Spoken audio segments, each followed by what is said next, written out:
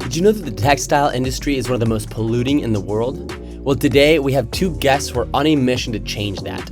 I am joined by two amazing women who are shaking up the world of sustainable bedding and fashion. Phoebe Yu is the founder and CEO of Ettitude, a purpose-driven brand that's making waves in the industry. And joining her is Kat Day, Ettitude's president, who's been named one of the top 35 people to watch in New York tech. Ettitude is one of a kind. They're the only company that uses clean bamboo to create the softest, most sustainable fabrics that involve zero toxic chemicals.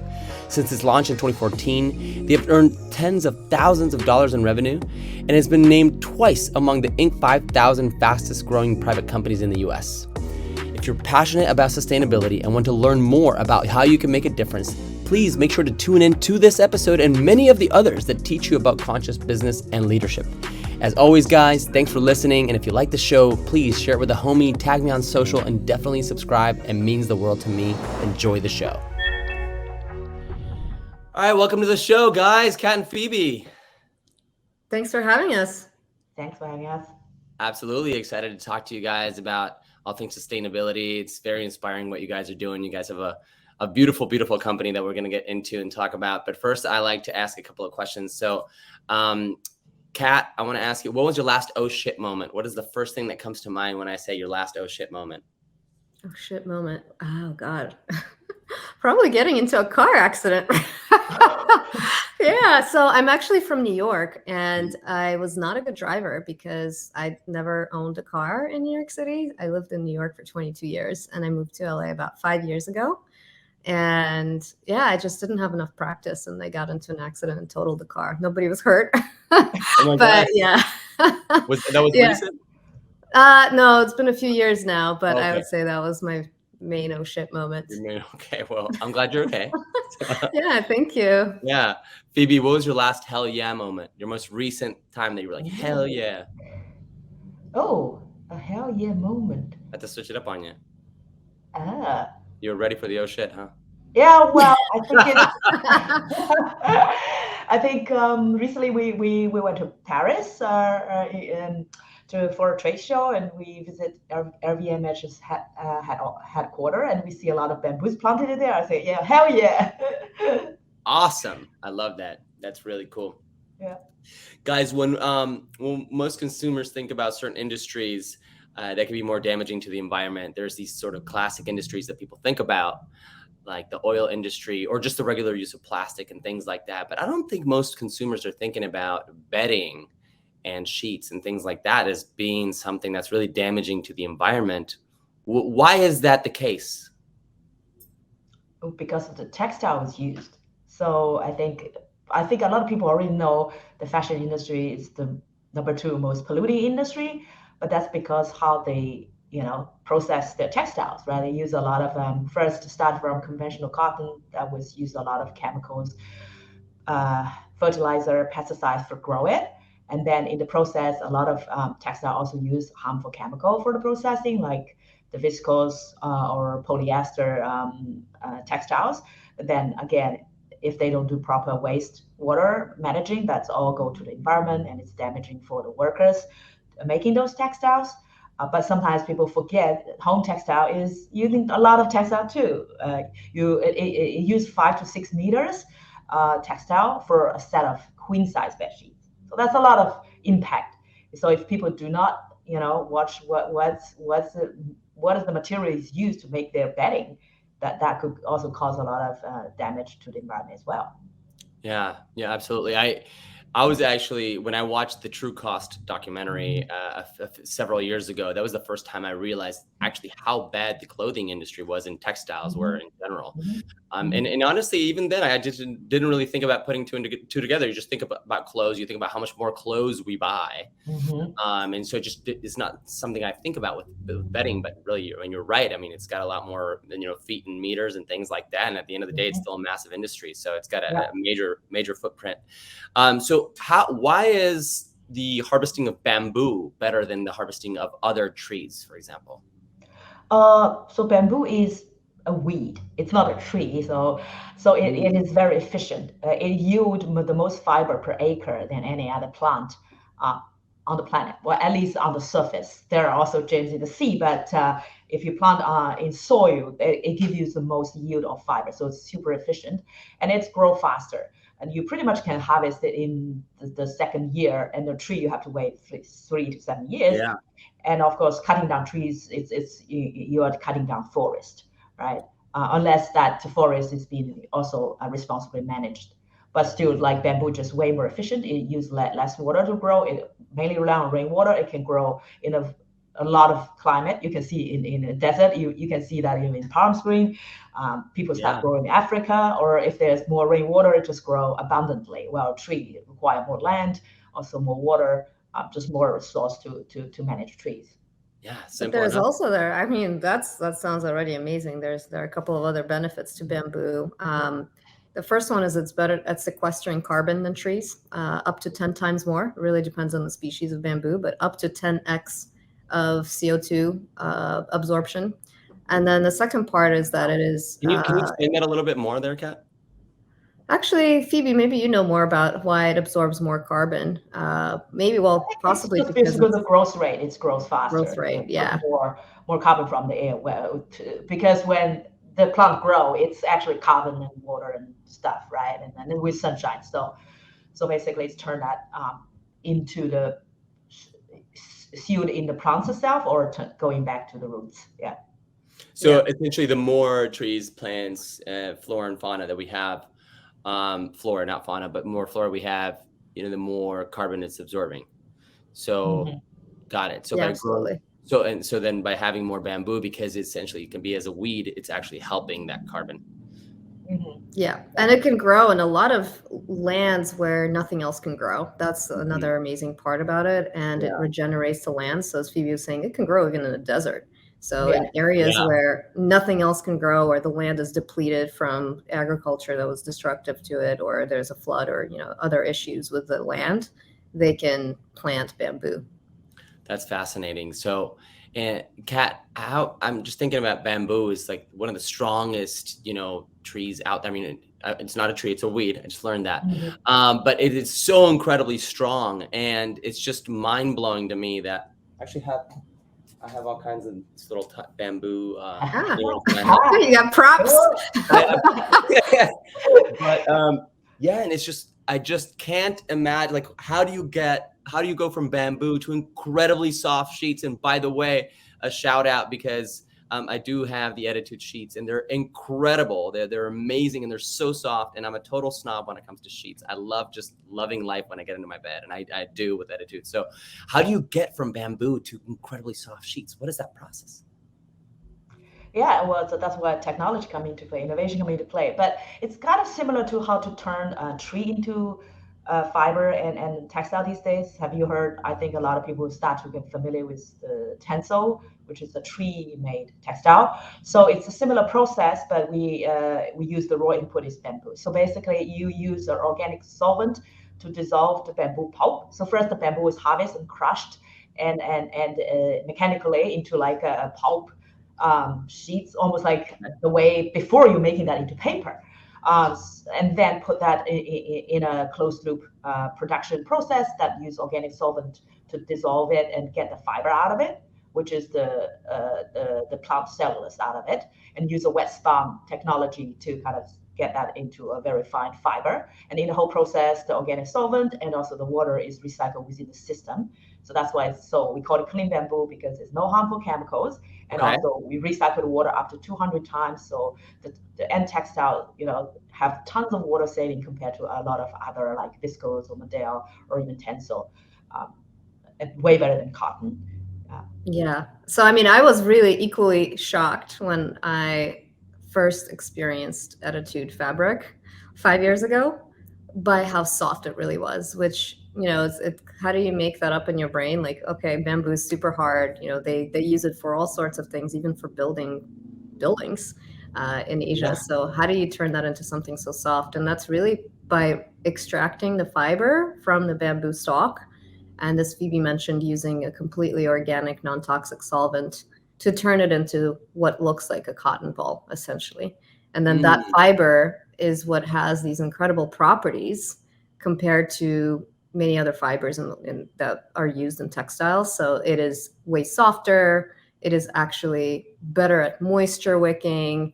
It is better at breathability, and it's more durable than a lot of the fibers that are used in textiles, like cotton, Tencel, which is made from eucalyptus trees. So it's got these incredible benefits even at the fiber stage, which then we turn into yarn, and then it gets woven or knitted into different types of fabrics for various applications. But it really starts at the fiber. Yeah, I mean, I feel like I would need to watch at least 5 videos on, like either motion graphics or engineering videos to really understand how that works.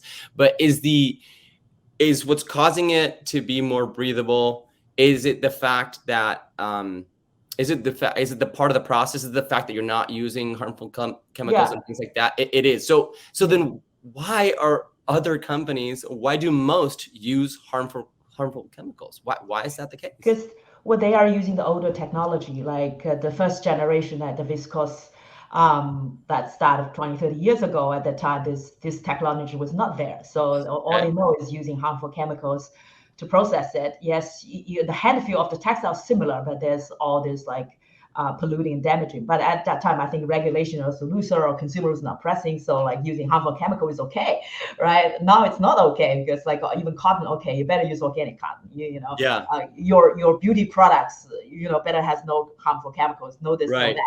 So I just think as the consumer demand, as the regulation catch up, as technology catch up, so things get better. The second generation model, it's a little bit better, but still not. So this third generation technology is really the cleanest on the market right now, and also it retains the bamboo's natural property a bit better, so it also result in a higher performance fiber. So sometimes doing the right thing, processing more sustainable, it's not just good for the environment, but actually have a better fiber and make better products. Yeah, that's fascinating. One thing that I find with mission-driven entrepreneurs or founders is that a challenge that they may run into, especially in the beginning, is that they're trying to do everything right. They're trying to do all the sustainable things on every aspect of the assembly line from beginning to finish. They're trying to help every cause. They're trying to do all the good things and all the give backs and things like that. How, as a mission-driven founder and entrepreneur and co-founders, how do you find that? What do you find is the most important metric to focus on, knowing, at least in my opinion, that it's virtually impossible to run a profitable business, and therefore, if you can't run a profitable business, then there's no mission there anymore, right? So if you're a mission-driven business, you still have to be profitable. What do you find is the most important metric to focus on? I think ultimately for us, it's the amount of CO2 saved, water saved, and toxic chemicals avoided. And it really starts with the textile, and that's our key innovation. And then I think we did experience something similar to what you described, where as a company, our team was passionate about multiple causes, but then we decided to really focus on the environment. And so we became climate neutral, a member of 1% for the Planet, which enabled our team to actually focus all of our donation efforts. Because via 1% for the Planet, we can choose multiple organizations that still fit that environmental focus, but they might have different mini missions. So that was really great to just focus the brand message and also focus our team's attention. And then we also became a B Corp, and that really helped to streamline our entire processes and gave us a framework on what we need to focus on. Yeah, congratulations on that. Love that you guys are a B Corp. And I know it takes a lot, and there's a lot of different ways that companies can become B Corps, but you need to be doing a lot of things right.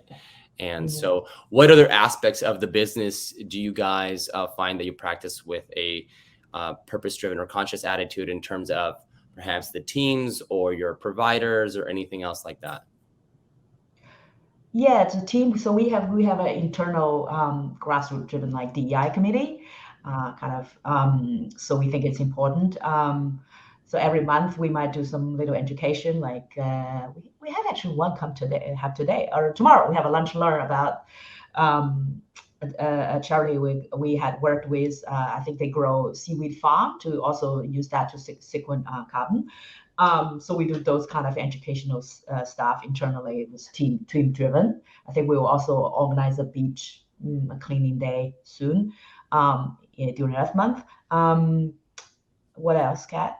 Suppliers, yeah, everybody has Yes. signed, they go through really strict vetting processes and also make sure to sign a code of conduct. We have a lot of suppliers all across the world. And, as part of the B Corp process, we really needed to button all of that up. Mm-hmm. Yeah, that's awesome. I love that. Yeah, and it just becomes, go ahead. Oh, sorry. So we might be a jargon. We have tier 5 supply chain transparency, which is like the golden, standards. A lot of big fashion brands probably only have tier 1 and 2. That's about it. There's like who's the cotton sew, but they don't know where the finished fabric come from, where the yarn from. Yeah. So we have the tier 1. We can trace back to where the farm grows the bamboo. We have all these kind of it's all traceable and transparent supply chain. That's amazing. Is there a website or an app or something where people can go check of companies what tier they are? That I'm not sure, but we will soon release our 2022 impact report, so that we'll also be put in there. I love that. But I think a lot of consumer might not understand that terminology. Right. But you work with other big textile brands, they understand. Wow, you have tier 5. That's really good. That's why I ask. That's why I ask because, exactly. I mean, there's a couple of apps that I use just to see if a brand is a lot. Some of them are in the EWG. I think you guys have probably heard of that one. But that one has all kinds of things in regards to ingredients when it comes to beauty products and just basically anything you put on your skin or shampoo or deodorant. And so I love checking that, and it gives you a scale from 0 to 10 of how harmful it is. And if it is harmful, is it an allergy thing or is it a cancer-based thing or whatever, right? So I love that. And there's one that's called Good on You that's supposedly for yeah, we are on that too. Hey guys, I just want to remind you, if you want to find more content like this, you can visit sebastiannaum.com. That's Sebastian, NAUM.com. You can also get a ton of other marketing resources from myself and my agencies, ranging from SEO to social media, influencer marketing, branding, web development, and more. Again, that's sebastiannaum.com. Thank you and enjoy the rest of the show. Yeah. Got it. Yeah, I love that. So I feel like we need these better resources for consumers to understand and find out. So especially when you said something like that, with you guys are tier 5 when it comes to transparency in terms of textiles and materials. That's so important. I think one place you can check is the Kanubi hot button report. So it's kind of ranking or those textile company about where their textile the plant come from. There's a ranking there. So we Canopy, the Canopy. So it's a famous a lot of the fashion brand is listed on there, so you can check that. I think that's useful for people who are looking at where the textile is coming from. If you're just looking for like specific brands and get their rating or grade, Stand.Earth just released their fossil-free fashion scorecard, ranking the most influential fashion companies on their efforts. So it's amazing. You can just really click on that, and they're literally giving them a grade. Is it an F minus or are they getting an A plus? Nobody get an A. There's nobody an A plus. The best grade was a B minus. B minus. So work to do. That's good. So Stand.Earth. That's cool. That's really cool. Phoebe, have you always been a mission-driven business leader, or is this something that came across later in life because perhaps you weren't mission driven in the beginning, for example? No, I wasn't mission driven in the beginning. I think it's come later after I moved to Australia. Then I started before I lived back in Shanghai, China. In those early days, we don't know about the climate change. You don't know what you don't know. So it's like life is life. I have a business, make good cash, fine. I moved to Australia. I said, oh, well, this is serious. I don't know about it. And then, I mean, the Earth is our only home. And also I work with Sustainable Living Foundation as their volunteer for years. So definitely see the passion from other people, and then kind of that's you to do that. Okay, I only want to work on sustainable products because otherwise it's just wrong. If you know it's bad and you make it, I just can't live with it. Yeah. Absolutely. Kat, as the president of a mission-driven business, you have to be a conscious leader. I think it's really tough to be a leader of a mission-driven business without being a conscious leader. Otherwise, there's like this sort of internal dissonance, or it's just not going to last long. Do you feel that on the day-to-day, it could be tough to be a conscious leader? Do you have reminders that you remind yourself of the mission in order to be that type of leader? I don't think I need reminders because, like Phoebe, I'm extremely passionate about the cause. I'm a parent. I have 2 young children, so I really care about the planet and making sure that it's habitable for the next generation. Yeah. And I've always been, well, I would say for the last 15 years, I've been focused on mission-driven companies, not necessarily in sustainability. Before, it was really a wellness and health perspective mission, as well as just a global tolerance mission for my first company, which was all about all natural products from around the world being delivered to your doorstep. And prior to that, I spent about 4 years in strategy at Weight Watchers, where it was all about the mission of helping people live healthier lives with better diet choices. So I noticed how passionate the entire team was because the mission was so strong and people really saw the impact they were creating in the customers, right? They were literally changing people's lives. And so since that experience, I realized that I only want to either build or work for companies that have a strong mission because it's so much more rewarding to work in an organization like that. So then when I met Phoebe and realized what an amazing technology we have, I knew this was the company that I wanted to scale and make a bigger impact in the textile world. Yeah, I love that. It's interesting. I think in a way too, it's got to be easier when everybody in the company, when your entire team is just as passionate about the mission, you trust everyone else more. And people are they go to work every day with that mission in mind too, as opposed to the mission just being making more profit for the shareholders, for example, which is the traditional form of capitalism. Yes, it's unfortunate. And that's the thing. Like, I think everybody understands that in order for us to make a positive impact on the world, our company also needs to be sustainable and profitable and needs to continue to live and to grow.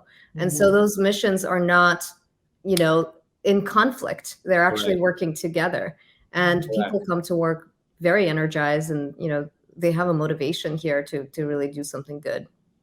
I love that. Everybody's got to be on board with a mission. It keeps driving it forward. The profits go up, the impact on the environment and in the world is also there to go along. So it's really just the best formula. And I think that it is the future of business. I mean, it's already here, absolutely, but we're so far from it. And I think I think that's a way for us to save a lot of, issues or, help, curb a lot of the problems that we have on this planet. If the majority of businesses go that way, we're just going to create so many solutions. Yeah. I think there's a real shift. I mean, I'm noticing it, especially in fashion.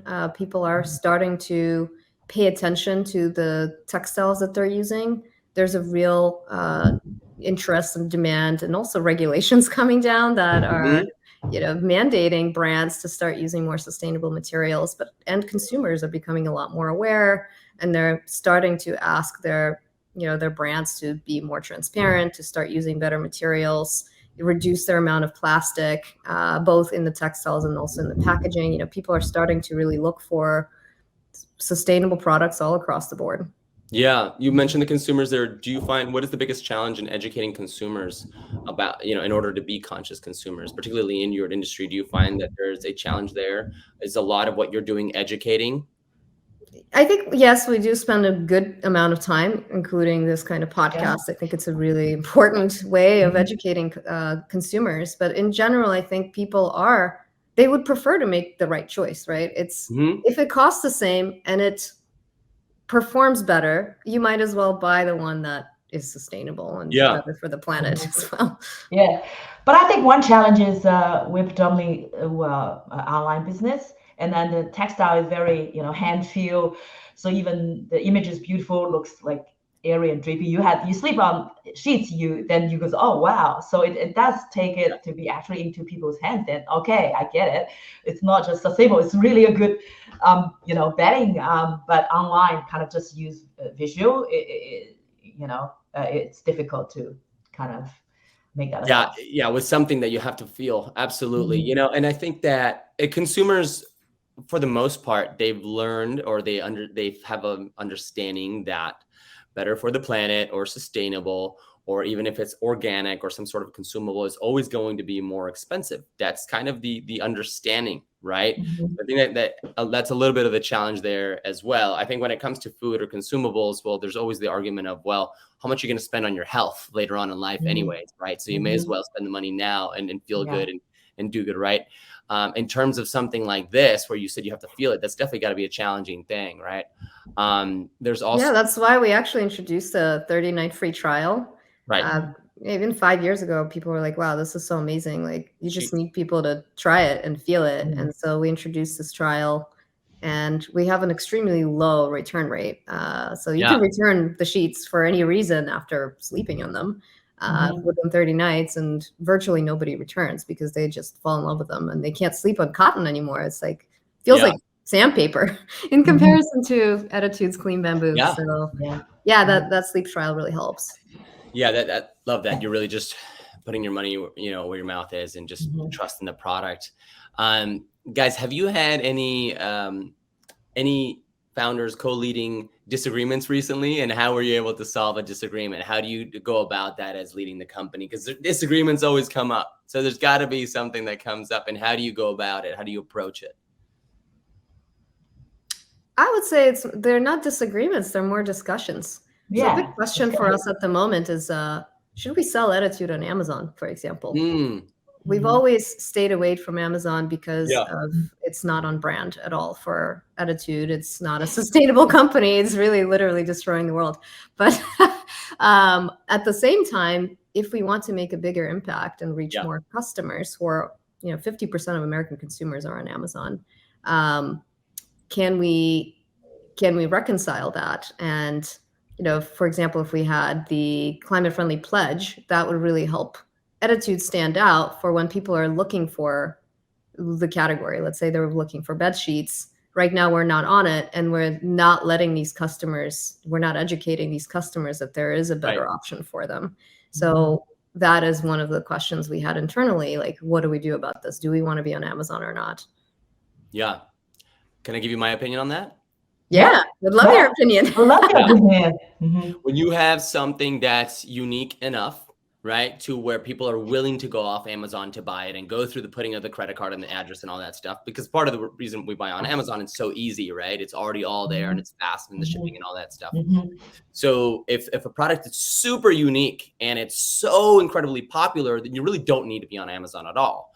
That may not be the case for you guys, where you are very, very unique, but perhaps you don't have the popularity that you would desire, to where people are just directly searching for Ettitude, right? So I Mhm. think in my opinion, the best strategy is, you want to make a larger impact. You want more people to find out about it. You go to Amazon with just one SKU.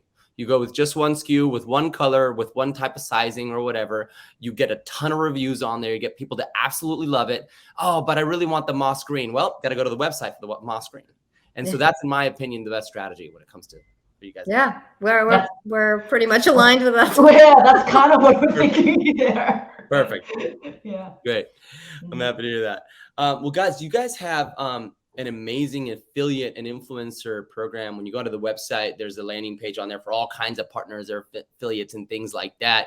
Mhm. If there's a young entrepreneur or somebody that's just starting out with a mission-driven, purpose-driven company, is there something in particular of advice or tip that you would give them in terms of fast or scalable growth on e-commerce?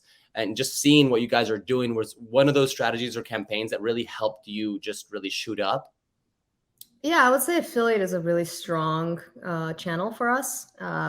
When people like the product and you're incentivizing them through the program, Yeah. it makes sense that they will promote a better product versus something else out there. And I think for us, it's been an incredibly profitable channel as well, versus something like Facebook or Google, which is a lot more expensive typically. So we've really scaled up our affiliate in the last couple of years. And yeah, it represents 20% of our revenue at this point, and we think we can get it to 30%.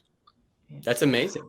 I think very early days into like 2018, 2019, when we just grew into the US market, we partnered with a lot of subscription box partners that also helps. It's kind of a growth hacking at that time, and you don't see bedding brands in Substitute. It's more food or cosmetic, like sampling. But we realized, that the feel of the fabric matters. So how you kind of deliver to tens of thousands of consumers in a scalable, cheaper way, they can at least we can include in a pillowcase or eye mask. So we have our branding, have a card, explain what Ettitude, a discount code card. We even make small profit on that. We never give products for free. So we work with like Fabit Fun, Cosbox, Allen's, like Be Kind Box. So of course has to be kind of the audience is aligned. So that actually helped a lot to kind of get our brand name out of it. So that's really cool. Bespoke box. Then we work with a lot of Substitution box in that 2 years, which actually really helped marketing, I think. That's really cool. Yeah, that's a really unique idea. I like that. And when it came to the affiliates, is this something where you guys had to go out and create a lot of scaling individual relationships, or were you guys using particular tools that were helping that, or were you actually getting them through the social ads or something like that? We actually work with agencies to help us manage these relationships because it is a lot of relationships and our internal team is really small. So we have worked with multiple agencies for the affiliate channel, and we do use tools as well. Like we use Rakuten at the moment to manage the actual payment process. There are so many tools out there. Definitely check out all of them and see what's the right fit. I think it just depends on the stage of the company, what would make the most sense, but also how many publishers are on that platform. There are some platforms that have more than others, and that could be relevant for your geography as well and for your type of business. There's also Impact, there's Pepper Jam. There's a couple of platforms. Really cool. I love that, because then you get real users, real humans who are passionate about the brand, who love the product, that are going out and talking about you. So it's just really a great way to scale through social. And so I mean, it's interesting because there's UGC and there's like affiliate, and in some way, or like there's influencer and there's affiliate, and there are actually different platforms to manage those. And some platforms I think do both. For us, we've actually done all influencer in-house, and we're essentially just managing those relationships directly with the content creators and influencers, because we've found that we would create a longer term relationship that way versus working through an agency and making it very transactional. We really want to make sure that there's a relationship with the content creator. Love that. You want them to become brand ambassadors ultimately, right? Exactly. So long term. And recently, we also just launched our corporate gifting program, because we just back from Shop Talk conference, so many swags, but a lot of them are not sustainable. Or the same thing, another more notebook, another water bottle. The swag industry, wild. But they're good brands like the Yachty stuff or Patagonia swag. That's good. So I think, why cannot like eye mask, right, or pillowcase, or even robes? That's all good corporate gifting, which is so nice to have, and it's also sustainable. So we actually just roll out that. It's a little different versus the another notebook. People actually love receiving it. People go, I'm so nice. Especially after conference, you will go back. You kind of feel tired on your flight back. You can already use the eye mask. We also have a vegan cashmere throat blanket we just launched. And that's super luxury. It's also great, like more for like, there's a company, I was looking at, they use that for their speaker gifts. So that's a new program. So again, I think it's a help to get the word out there. If people get that gift, it's Ettitude, this is nice. Let me check it out. Amazing. I love that. You just got me. I mean, I just went full into spa mode inside my brain when you said the robe. I didn't realize you guys had a robe.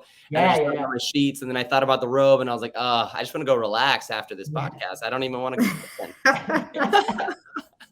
I love it. That's really cool, guys. Well, I'll let you guys go on this last question. Phoebe, I'll ask you first. What are 2 traits that a conscious leader must embody? Resilient, definitely. Because to again, as I said, to balance the have a profitable, sustainable business and also incorporate all this sustainable practice, you need to have resilient, because it's a lot of work. Any one other trait? Curious or innovative, because like you have to use technology to solve things. So right now, people don't know how to think about this AI. Some feel threatened, some feel okay. Mhm. It's a new way to do things. I think the entrepreneur maybe use to look at it more positively, like, okay, how you utilize to bring efficiency, but how to mitigate the risk at the same time. But instead, oh, this is some new thing, it's dangerous. Yeah, that I love that you brought in that aspect of AI too, and just because there's so much going on with that, and it's some of it is super scary, but it's how are you going to utilize this tool for the better, just like any tool and any innovation, right? So yeah, absolutely. Yeah, Kat. Same question. So yeah, what are you top 2 traits that you believe a conscious leader must embody today? Well, I think first is passionate. So Mm. being a leader, I think what you really need to do is have a strong vision. And that's how you get people to help you out. And especially as an early stage startup founder, oftentimes you're getting people to do work for you way below market rate or sometimes for free. So it's really about being passionate and convincing and a good person. I think people want to help people who are nice. So be a nice person and people will help you out. I would say that's number one. So passion and nice. And then the second one is, I would say, a huge networker. So being a networker is really helpful as an entrepreneur because you're trying to get word across, you're trying to get word out about your mission, about your whatever you're doing, about your project, about your business. And you need a ton of people to help you out. And you never know who those people will be. And we're literally connected to everyone in the world within 6 degrees. So you can get to whoever you need to get to just by talking to a lot of people. Absolutely. I love it. Well, I love you guys' mission. I love you guys' product. It's a wonderful product. So keep doing what you're doing. Keep being conscious leaders. And thank you for what you're doing. Thanks for being on, guys. Thank you. Thank you. Thank you for help spread the word out. Yeah. Thank you. I appreciate that, Phoebe. Thank you. Thanks, Kat. Thanks, Phoebe. Hey guys, I really hope you enjoyed that episode. It takes a lot to put these things together, but I truly love doing it. If you enjoyed this episode or the show in general, and you listen to it on audio podcast, please take some time to give it a review. It would really mean a lot to me. And if you watch the video, please go ahead and just click subscribe and share it with somebody that you think would like it. It would really mean the world to me, and it helps keep the show alive. Visit sebastiannaum.com for more content, and follow me on Instagram at sebnaum. That's SEBNAUM. Thanks again for spending your time with me. I know it is valuable. I hope you have a great rest of the day and week. Till next time.